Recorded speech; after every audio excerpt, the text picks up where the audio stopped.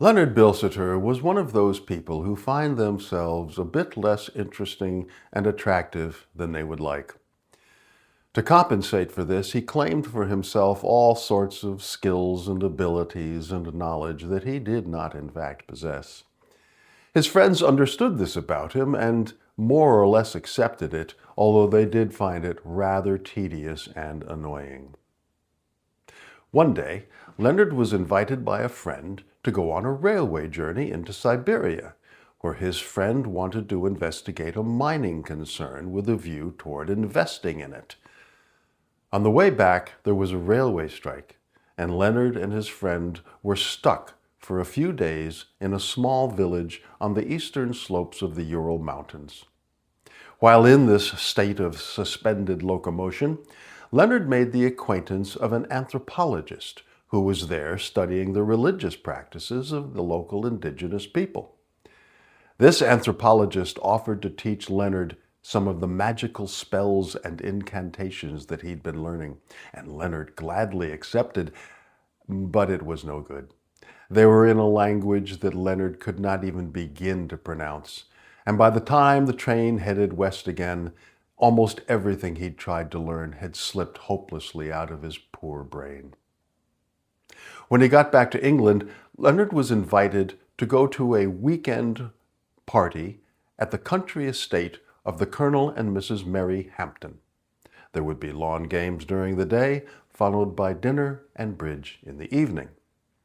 At Friday night's dinner, Leonard was of course eager to impress everyone with his knowledge of Siberian magic and tried to do so.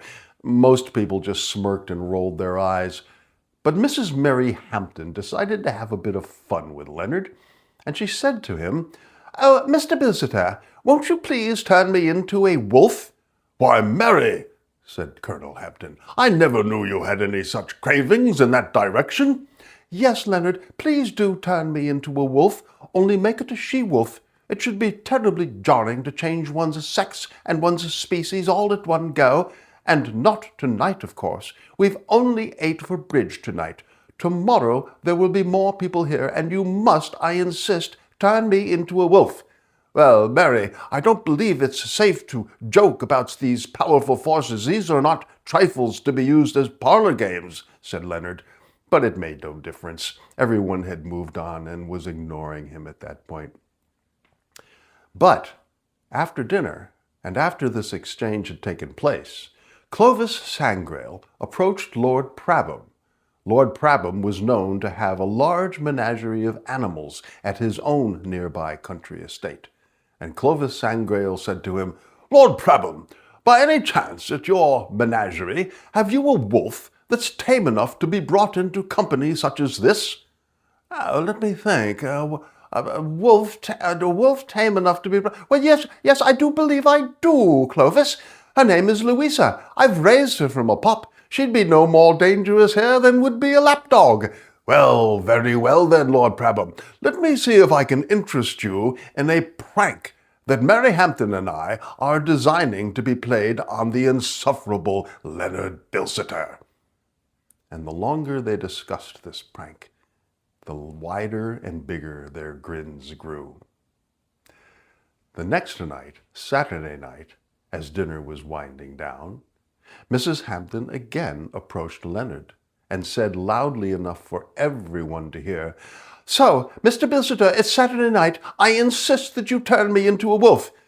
"Mrs. Hampton, I've said before, it's not—" "No, don't be like that with Leonard. I insist that you turn me into a wolf. If you don't, I shall be horribly angry and disappointed and upset." Leonard felt the eyes of everyone on him and knew that he had to do something. So he reached down into the recesses of his memory, and he tried as best he could to haul out a few syllables from what the anthropologist had taught him, and he uttered them, and they were mangled, and they were garbled, and thoroughly incomprehensible. And Mrs. Hampton, of course, resolutely remained Mrs. Hampton. And she said, "Well, I don't seem to have turned into a wolf, now do I? Leonard, Mr. Bilsiter, I don't believe you can turn me into a wolf. I believe it's time for me to go feed my macaws." And she went through a doorway and disappeared, turning left, down a hallway, to the conservatory where her macaws were. Almost instantly, from the hallway came a horrendous screeching and screaming from the birds, and then out from the doorway emerged a large gray wolf. Colonel Hampton said, "Mr. Bilsiter, I insist that you turn that wolf back into my wife at once." And Leonard said, I don't think I can." All the guests jumped up and tried to decide whether it would be better to run out of the room the other way or to present a united front to the ferocious beast in front of them. But Lord Prabham calmly walked over to the coffee service, picked up a lump of sugar, and tossed it to the wolf, who gobbled it down and looked at him as if asking for more. Lord Prabham then picked up the dish full of sugar cubes and led the wolf through the doorway and out of sight.